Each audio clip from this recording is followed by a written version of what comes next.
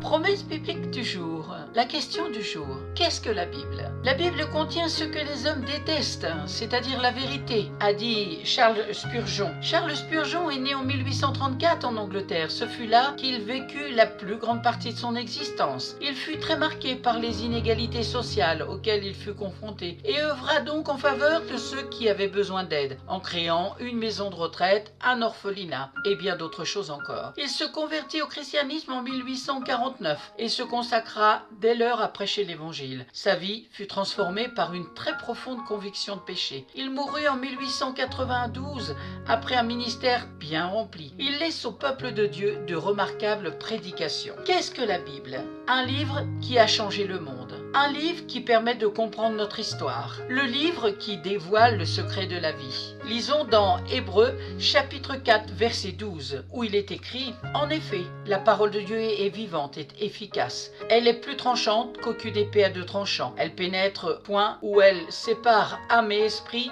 jointure et moelle.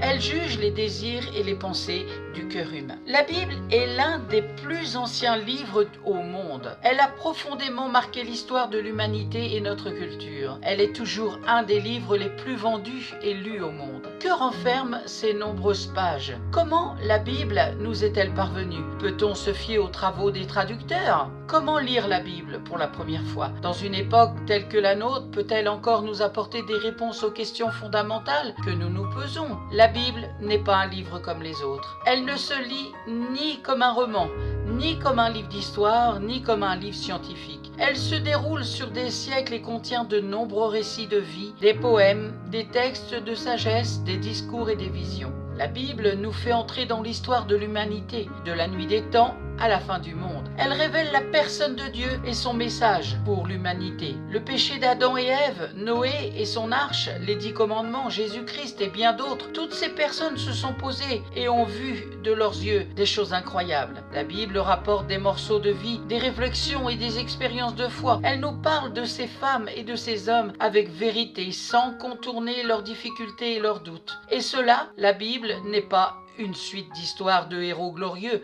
mais bien une bibliothèque de livres très différents, ayant pour thème principal Dieu et les hommes. Par les récits, les textes poétiques, des proverbes ou encore des prophéties et des lettres, la Bible nous fait comprendre la complexité de la relation entre Dieu et les humains. Qu'ils soient rois ou bergers, sages ou prophètes, pécheurs ou docteurs de la loi juive, tous ces personnages ont vécu des expériences avec Dieu. Aujourd'hui encore, l'existence de Dieu est un mystère. Pourtant, la Bible est le témoin de la présence de Dieu dans la vie des hommes. C'est à toi de demander la révélation de la parole de Dieu. Car celui qui demande reçoit, nous dit la parole de Dieu. Et dans Ésaïe, chapitre 55, verset 11, il est écrit « Eh bien, il en est de même pour ma parole, pour ma promesse. Elle ne revient pas à moi sans avoir produit d'effet, sans avoir réalisé ce que je voulais, sans avoir atteint le but que je lui avais fixé. Amen. » Merci Seigneur, merci Saint-Esprit, merci Père éternel pour ton œuvre dans le cœur de chacun